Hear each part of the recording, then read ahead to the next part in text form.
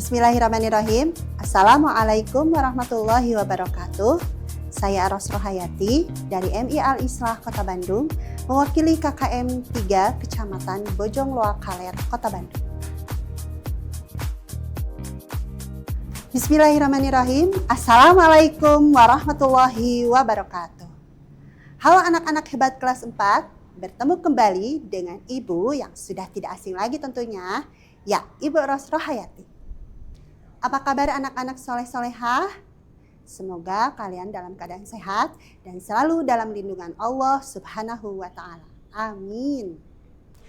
Baik anak-anak, hari ini kita akan belajar mata pelajaran IPAS bab 4, iklim dan perubahannya, topik B, efek rumah kaca. Nah anak-anak, jika kita lihat keluar ruangan, panas sekali ya hari ini. Kalian juga merasakan kan, kalau bumi kita ini semakin hari semakin panas. Kenapa ya bisa begitu?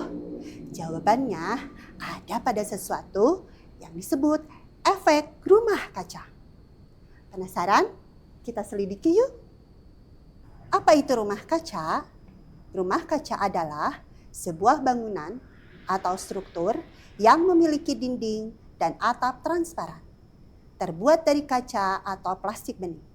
Fungsinya digunakan terutama di sektor pertanian untuk membudidayakan tanaman. Struktur transparan tersebut memerangkap energi panas dari sinar matahari, menjaga suhu di dalam rumah kaca tetap hangat dan stabil, sehingga menciptakan lingkungan optimal agar tanaman dapat tumbuh subur, terutama di daerah dingin atau untuk tanaman yang sensitif terhadap cuaca. Sinar matahari masuk, tapi panasnya tidak bisa keluar semua. Panas itu terperangkap di dalam, sehingga membuat udara di dalam tetap hangat.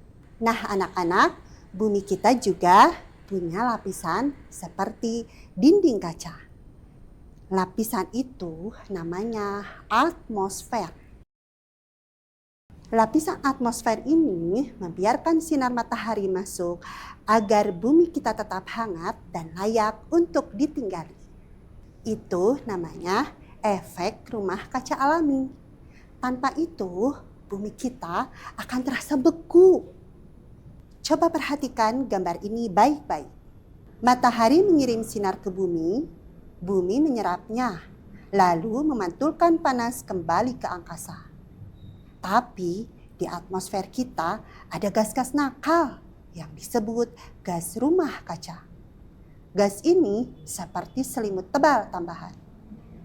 Seharusnya panas ini bisa keluar ke angkasa, tapi karena gas rumah kaca ini terlalu banyak, panas itu jadi terperangkap. Jadi semakin banyak gas rumah kaca, semakin banyak panas yang tertahan. Akibatnya, bumi kita jadi makin panas. Inilah yang disebut pemanasan global. Lalu, dari mana gas rumah kaca ini berasal? Ya, gas rumah kaca itu berasal dari aktivitas manusia sehari-hari. Apa saja yang menghasilkan gas rumah kaca? Pertama, dari asap kendaraan dan pabrik. Asap ini yang paling banyak menghasilkan gas karbon dioksida atau CO2. Kedua, ternyata hewan ternak seperti sapi menghasilkan gas metana. Sampah-sampah organik yang menumpuk juga menghasilkan gas ini. Ketiga, dari alat pendingin model lama seperti kulkas dan AC yang menghasilkan gas CFC dan HCFC. Intinya, semua kegiatan yang membakar bahan bakar dan menghasilkan sampah berlebihan menyumbang gas rumah kaca. Kalau bumi kita terus panas, apa dampaknya? Dampaknya besar sekali. Pertama, es di kutub mencair. Wah. Es kutub yang mencair membuat volume air laut naik, sehingga pulau-pulau kecil di dunia terancam tenggelam. Subhanallah, mengerikan bukan? Kedua, kebakaran hutan dan kekeringan. Suhu yang tinggi menyebabkan air menguap, tanah jadi kering, dan menyebabkan kebakaran hutan yang berbahaya. Ketiga, masalah kesehatan. Kabut asap dan suhu ekstrim membuat kita rentan sakit.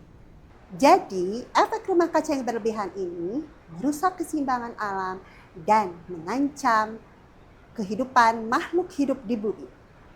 Lalu, apakah kita mau mengalami dampak atau bencana yang disebutkan tadi? Tentu tidak, bukan? Tenang, kita semua bisa menjadi pahlawan bumi. Bagaimana cara menjadi pahlawan bumi? Kita bisa mulai melakukannya dari diri sendiri, dari hal kecil, dan mulai dari sekarang. Lalu, apa saja yang bisa kita lakukan? Pertama, hemat energi. Matikan lampu dan AC saat tidak dipakai. Aktivitas tersebut dapat mengurangi asap dari pabrik listrik. Kedua, kurangi asap. Lebih baik naik sepeda atau jalan kaki. Jika kita hendak bepergian dengan jarak yang tidak terlalu jauh. Ketiga, tanam pohon. Pohon adalah pahlawan yang hebat karena mereka memakan gas CO2. Kita bisa menanam pohon di halaman rumah, di dalam kelas, dan di halaman madrasah. Ketiga hal tersebut bisa kita lakukan dengan mudah, bukan? Sebagaimana firman Allah Subhanahu wa Ta'ala dalam Al-Quran surat Al-Baqarah ayat 30. A'udzu billahi minasyaitonir rajim. Bismillahirrahmanirrahim. Wa idz qala rabbuka lil malaikati inni ja'ilun fil ardi khalifah.